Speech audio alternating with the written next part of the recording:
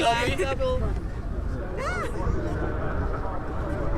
Thank you. Thank you.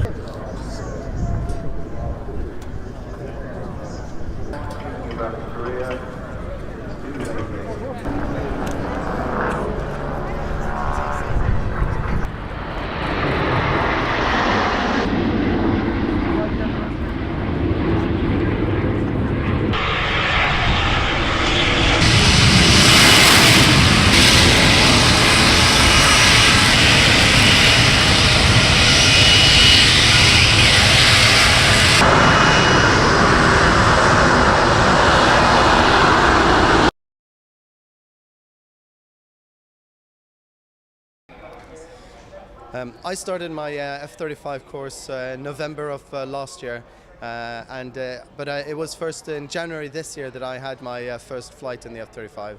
And the thing that caught me by surprise the first time I flew it was the mere power of this aircraft. The tremendous engine and the thrust and the powerful aircraft, maneuvering, and also but also powering up the engine and the jet flying very fast.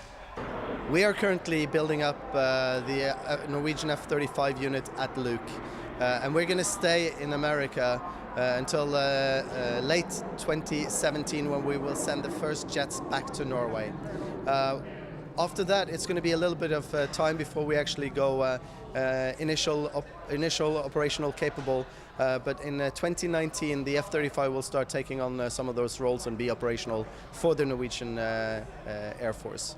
And what we're expecting from the jet, it's obviously replacing the F-16 that we have now. The F-16 has been a very good aircraft for our Air Force.